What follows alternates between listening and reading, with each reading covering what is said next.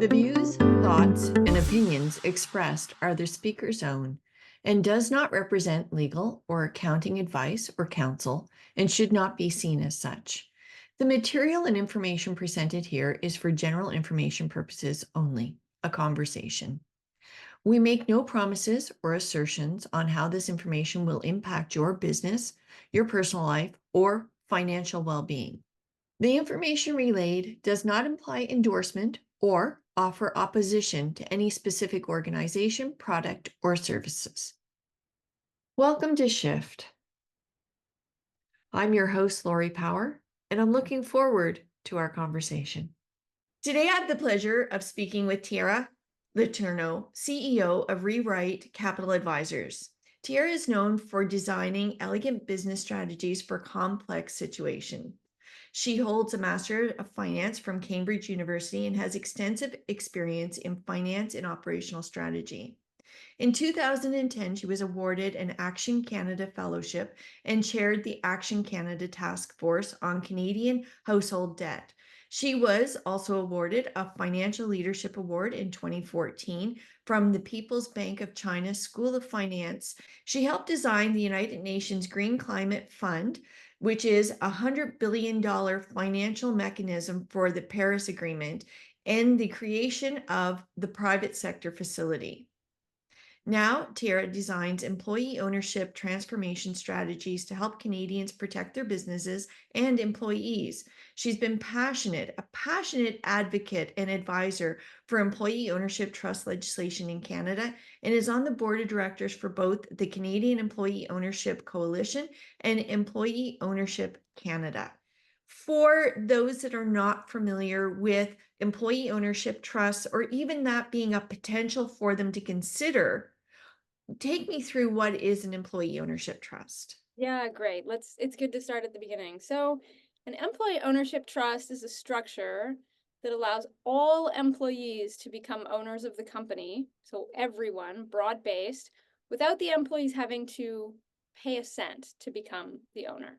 So, it's really it's a business structure, it's an ownership structure, it's not a governance structure, and we can get into that in more detail. But it's basically a way that instead of having a handful of employees or individual employees buying company shares, that all employees can become owners of the company in part or in whole. Does it take a long time to set up an employee ownership trust if somebody is interested? I'm going to call it an EOT, Yeah. but does it take a while? Yeah, well, it's usually designed as a succession plan. So in Canada, an employee ownership trust has to hold the majority of the shares of the business. So that can be more than 50%. But it was really designed to be a succession plan. And so does it take a long time? No, but it takes about the same amount of time as if you were selling your business. So it's a very similar process. You are, in fact, selling the business to the employees. So very, very similar. You're going to do all your due diligence. You're going to do a change management process. So same amount of time. What does communication between an owner interested in going down the employee ownership trust road look between the owner and the employees? Like there has to be some buy-in on that. And I think even just thinking about that logistically, there has to be substantial communication going on. Yeah, that's a great question. So yes, so let me back this up a little bit to say that this model that we have in Canada is brand new employee ownership trust is actually based on two different models, one in the US and one in the UK. In the US, it's called an ESOP. And in Canada, we have things that we call an ESOP. That's where people individually buy shares. The legal term for that is actually an employee share purchase plan, an ESPP. In the United States, that's not what an ESOP is. It is a trust-based entity like our EOT, our Employee Ownership Trust. And in the UK, they have an EOT, so an Employee Ownership Trust. These are different, but what they have in common is the idea that they're both designed for succession, and they're both allow employees broad-based, so all employees to become owners collectively through a trust. So the way that this is done is different in different places. And I would say there's, how it can be done, and then there's best practices. So if an owner's thinking about selling to their employees, often they don't want to have that conversation with a broad base of employees before the transaction takes place. Okay, so there's anxiety there that what if I'm going down this road and then I promise the company to the employees, and then for some reason for me, it's not right for me or it's not right for the company, it doesn't work out. Now I've made this promise, got everybody's hopes up, and then dashed those hopes. And so often what we'll see in the US is we'll see there'll be a big announcement to the broader staff on the day of the transaction or shortly thereafter. So they actually say, hey, guess what? You're now the owners. A good version of that is that you've been working with your core management team who's going to take over really the running of the operation of the business. And so you have a small team that you're working with very intensely through this entire period, and it's collaborative. This isn't just, you're not just handing it off to them.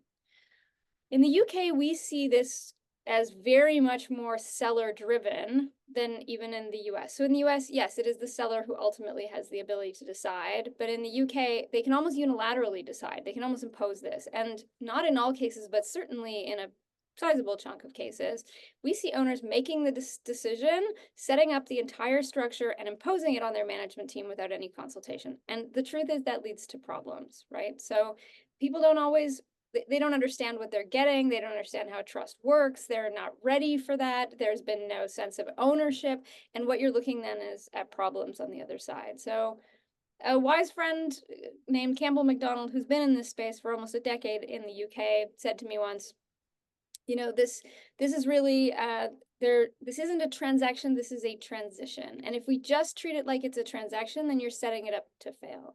So the communication is extremely important. You want to think about who the team is that's going to be receiving. They're going to be your counterparty on the deal, so you're going to negotiate with them in a friendly way. But you do want to make sure that there is that ownership, at least with a core team, even if you hold off making a larger announcement. Well, you wouldn't want mutiny on the bounty, would you? You wouldn't want to just impose it and then all of the employees, because, fire spreads, say, no, I don't want that. And then all that work effort. Yeah, I just see communication has to be Yes. a Yeah. must. Yes. How does an EOT impact rural vibrancy? Now, I'm super glad you asked that question. So let me back up and talk about what happens in EOTs for a second and why we're so excited about them, because that's going to impact how I answer that question. So the US has had ESOPs, so their trust version of the model, for 50 years, and the UK has had it for 10. Why they designed these legislations was different. So the US, the folks that designed it really had a focus on the worker. So they were really focused on, wow, this creates equity for workers. It allows them to participate in the company even if they don't have the cash outlay to do it. It's, going to drive wealth redistribution, income redistribution. Super excited from the worker point of view. The UK did this with a view to the seller, and that's why you heard like some of my cautionary tales here, right? But the seller was really focused on like, I have a company and I want to protect that legacy, and I don't want to sell it to private equity who's going to flip it in 5 or 6 years, and I don't want to sell it to a conglomerate who's maybe going to hollow out the jobs and treat it like it's a cog in their machine. So how do I protect my business? And that narrative really drove the implementation on the UK side. So what we see is like, in both countries, we see that it's really good for workers. In both cases, we have the data that shows you have higher productivity, you have higher profitability, you have higher net incomes, you have more investment in benefits like retirement plans and education. Both countries were seeing those kinds of results. You also have great results for sellers. Sellers come away with tax incentives, so reducing the amount of tax that they have. They're able to protect the legacy of their business. There's a lot in there that's great for sellers too. Here's the thing that nobody designed this for. Nobody designed this to make better companies. And yet, when you look at the data in both companies, these companies outperform their non-employee owned peers. So we see higher productivity, we see higher profitability, we see higher growth, both countries. We see companies in the US in particular becoming much larger and more acquisitive than others in their same industries, but that are not employee owned. So really, it was designed for employees and it was designed for sellers, but the companies also flourish, and that has a spillover effect into their communities as well. So back to your question about rural environments, why does this have an important impact in rural environments? This is a way that when it is time to sell the business, there are usually, like in rural environments or small towns, there's only a few companies in place, right? And so when it's time for those businesses to be sold, the question of where they go to is super, super important. I'm from British Columbia in the interior. I grew up between Vernon and Armstrong. Armstrong's a very small town. It was like 2,000 people or so, 2,500 when I was young and growing up there. And there was like a keystone employer, and that was Armstrong cheese. No matter where you are in Canada, I'm pretty sure that you've probably seen Armstrong cheese before. So that factory was like, I don't know, like 95, 100 years old. And when it was time for the owners to sell it, they sold it to Dairyland. And my understanding from those conversations is they sold it with an agreement that Dairyland wouldn't move the factory, right? Because they want to keep the jobs there. But 4 years later, Dairyland sold it, they spun it off and sold it to Saputo, and Saputo closed the factory and all those jobs were lost. So that's real, and the owners fret over that and the workers fret over that. It was devastating to the economy. But if that transition could take place and the employees could become the owners of it at no charge to the employees, then not only do the jobs stay in the community and the factory stays in the community, but also all the wealth that's being created is flowing to the employees as well. And so where does that wealth get invested? Back into the local community. So it just has a tremendous impact for small communities. So good for sellers, good for employees, good for the company itself, great for the community. So it's kind of a win all around. You really hit a nerve there, because one of the reasons why we moved west, I was born in Nova Scotia, raised in Nova Scotia, probably would have made my life in Nova Scotia, right? I'm an ocean girl.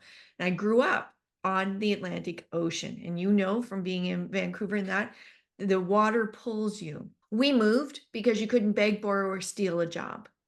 You just couldn't. Yeah. And the reality is the vibrancy that was our town in the 40s and the 50s and into the early 60s had, by the time I was ready and graduated from university to start my life, our town, our community and surrounding area had no businesses. There was nothing to employ us. So how can you make a life? How can you buy a home? How can you think about having children if you don't see a future where you can actually earn an income? So what you say really resonates high with me, because you look at some places in our beautiful country that are solely now seasonal, based on, can we get a tourist in here? Can we get somebody in for sightseeing? And there is spin-off industry from that. But that's a wonderful story. Not so much that it ended up much like my hometown, right? And they sold off. But I think most people can relate to that. Where did you come from? Look at Saskatchewan. Where did you come from? New Brunswick is trying to have people reinvest in their province and bring their people home. Yep. So these things really do resonate. And when we link it to the cost of living, we link it to housing costs. I think that has a real impact. Can you tell me how you see an EOT being linked to the economy in those areas? Yeah, I can. And first, I just want to, reflect back what you said. I think so many Canadians, have an experience like that, in their town, places that they wanted to stay, and there's a feeling of it hollowing out economically. And owners who have businesses in these places, they worry about this. Like there's no obvious successor to the business. Their management teams maybe can't come up with the cash to buy the business. It's a good business, but then they're looking at the future and saying, what are my options here? Like, am I going to sell to some big conglomerate who doesn't care about the local people here? Am I going to sell it to private equity who's going to sell it on again? Like, the anxiety is real. And I have met 75% of all businesses across Canada in the SME category have indicated that they have to change hands in the next 10 years. It's the wave of boomers who have built successful businesses and they've got to go. And I meet so many business owners who are just holding on because they can't see a way to do it. And that's what this legislation was built for. It was built for exactly that. Your question about how this is connected to economy, like it's not just connected to rural economy. Part of the reason why we got this policy in like a year and a half. So we started fighting for it, and then within like a very short space of time, the policy was created, which in the world of government is like lightning fast. It was like, ka-cha, you have policy. So we're excited about it. But why was the interest high? Why did people get it right away? And part of it was that it is connected we're all living through right now, which is really, really high cost of living. And for this, let's just get a bit theoretical, not theoretical, but let's go high level for a second. What do you need in order to be able to retire, really? For that day that you stop working, right? You need equity. You've got to build up capital and you've got to set it aside. And that capital is then going to generate enough return for you that you can step away from having a job, or at least decrease the amount that you have to work. So the race here that everybody is in is the race for capital. You're trying to build equity. What is one of the best ways to do that is in a house, okay? And that's what people have done for, I mean, I don't know about you, but the advice from my parents was like, get a house, put as much as you can against it, pay that debt down as fast as you can. I mean, people cannot afford houses in this country. We are being blocked from being able to save equity and capital. So what are you left with? You can't, your largest expense, you can't put it into your house. The cost of housing is so high. Now you're in a race for savings, right? You're just trying to say, can I save? Can I save? Can I save? So we've kind of exited one easy way for people to save money. And now we're just saying, like, you just have to minimize your expenses as much as possible. And we see that in like the tiny house movement and the FIRE movement. And people are trying to figure out ways of, how am I ever going to get to that day where I don't have to work? This is part of that solution. So the cost of living is high. It's very difficult to get into having a home, but when you can, that's one of the best ways to build equity. Savings is also a way to build equity. But what if just by going to work, just by doing your job, you were building equity in the value that you're creating for the company, and that value, a piece of that value, is going to belong to you. So the day that you leave the company, a portion of that value, if you work for a company that's worth 10 million, 20 million, 50 million more, imagine on the day that you leave, there's a payout for all the value that you created for that company. It's another mechanism for being able to save equity. It's another mechanism that gets you close to retirement. And in the United States, where Canada can do both equity and profit distribution, so it's a more flexible, complex model. In the United States, they only do equity contribution. That's how you benefit from ownership, is you're building equity, and a part of that equity is being allocated to you. And when you leave, you get to take that cash with you. And what we see is that on average, employee owners have 92% higher net wealth than non-employee owners. And that is at an aggregate level. So if you break that down into like people of color, so Black, Hispanic, or women, the ratio is actually higher than 92. That's the average. So we're talking about a significant impact. We're talking about almost doubling the amount of savings that you have, just not by doing anything different, just by going to work and being an employee owner. So it's very powerful. Why is this not a wildfire? Why are employers not saying, this is the way, this is the way forward? Because I'm just not seeing a downside to it. I'm Yes. really not. Yes, I mean, so that was so my background, as you talked about, is in financial design and also international development and poverty alleviation. And when I met my business partner, she had had several successful exits. The last one that she sold her company to Rogers. And when we met, she was like, "Hey, you have a really interesting background. Here's what I'm trying to do. I'm trying to make investments into companies in such a way that my investment has a positive financial impact on the frontline worker, particularly if they're women and if they're racialized." So she had like a real passion. How do I make an investment in a company and I see the benefit at the bottom level, right? Like frontline worker. And the punchline, because here we are, but it was like everything that I loved. And when we looked at how could we make investments in this space, we could do it in the US and we could do it in the UK, but we couldn't do it here. And that was what prompted us to go into the policy development. I also really don't see a downside. I can tell you that this isn't for every company. Like there are some companies this would be very difficult for. So the ones that, here's kind of the criteria of what you need to be. This is really a succession plan. If you're a tech company and you're in super fast growth, this probably isn't the right structure for you. There's maybe other structures like it, but this was really designed to be a succession. The second thing is you have to have pretty stable cash flow. So if you're like highly cyclical, that's harder because you're going to need to employees are not bringing cash to the table here. So there's going to be a leveraged transaction. There's going to be debt involved, and debt needs to have a fairly smooth repayment cycle. So again, there may be ways to get around that, but that's pretty typical. You're looking at a mature company and not one that's in decline. So this isn't a rescue, right? This is like a stable company. You've been doing well. There may be a slight growth, but you're not looking for something that's falling off. So this isn't a save you. It's also tough for high capex companies. If you are like buying dump trucks every year, that's tough because you have to pay debt and you need cash for reinvesting in equipment. But for like everyone else, this is an amazing solution. This is an amazing solution. So yeah, we're super excited about it. Why don't more people know about it? Well, it's brand new. It's like hot off the press. I think we got royal assent on this thing in June, right? So we knew the structure of the trust that came out in 2023, which was separate from the capital gains tax exemption, which came out in 2024. And they were both ratified in June of 2024.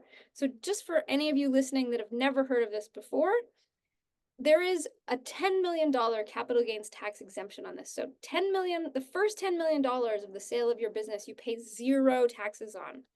With a 66% capital gains tax inclusion rate, that means you're saving in the ballpark of $3.4 to $3.6 million in taxes just by being employee owned. So why did this is the largest single individual tax exemption ever created in the history of the Department of Finance, they told us.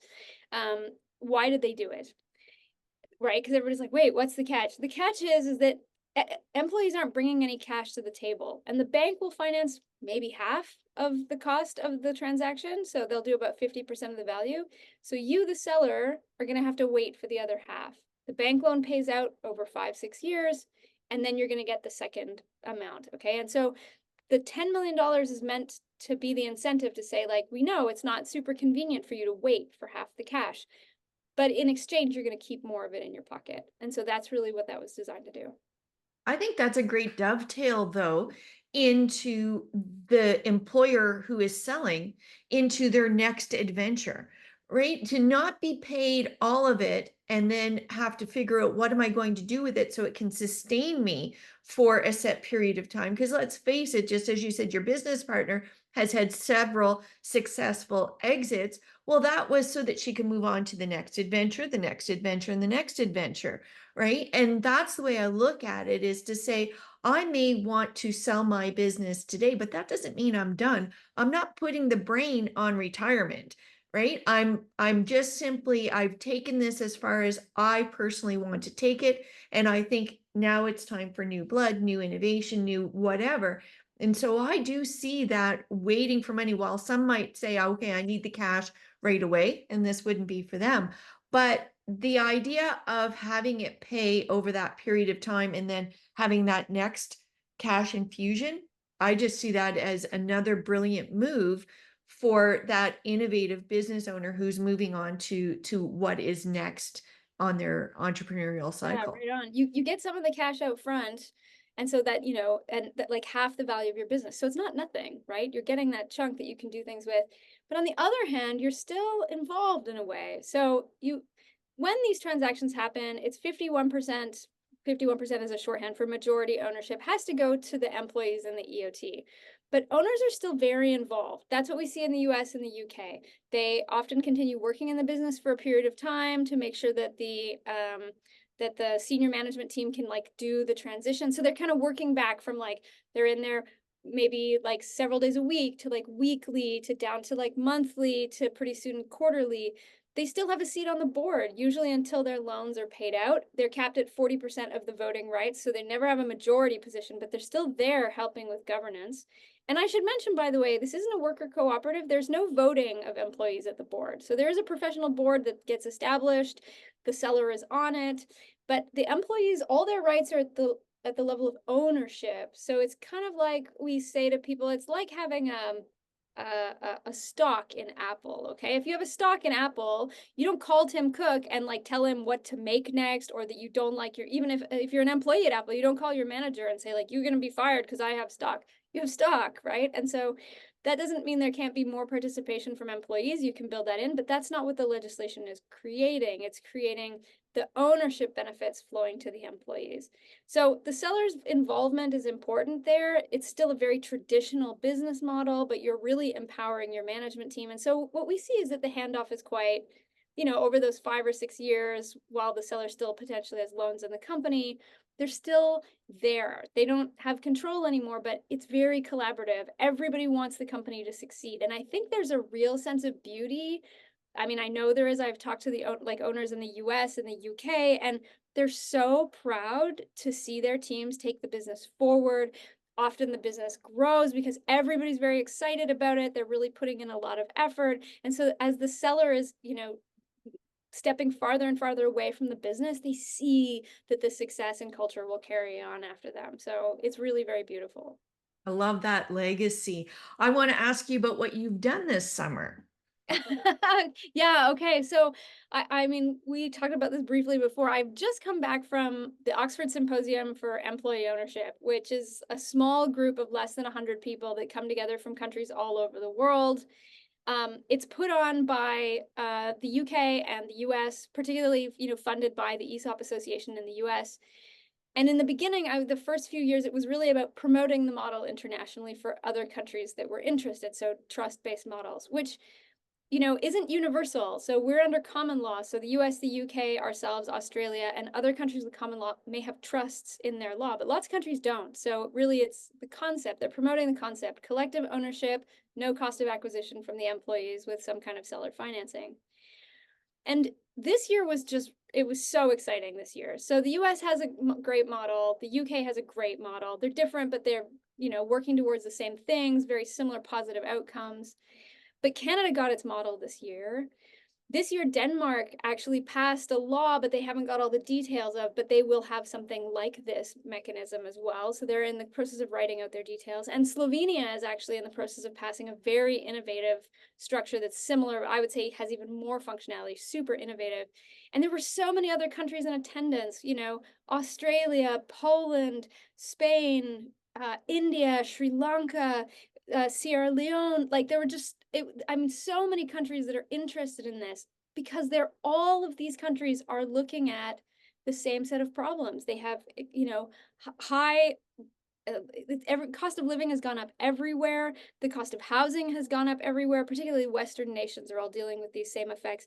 Rising levels of income inequality, rising levels of wealth inequality, private equity that's consuming all kinds of private businesses, and everybody has this addresses all of these things which normally are tackled independently. So just so much excitement. And from Canada, we also had Senator Tony Lafreda, who's an independent senator, who came and spent 2 whole days. There were government representatives from different countries. He's so switched on, so interesting, so interested in the subject. We're just really delighted to have a champion in the Senate, particularly an independent who'll be there, liberal or conservative, Especially as things evolve and you start to see it take shape because it's so fresh, it's so new.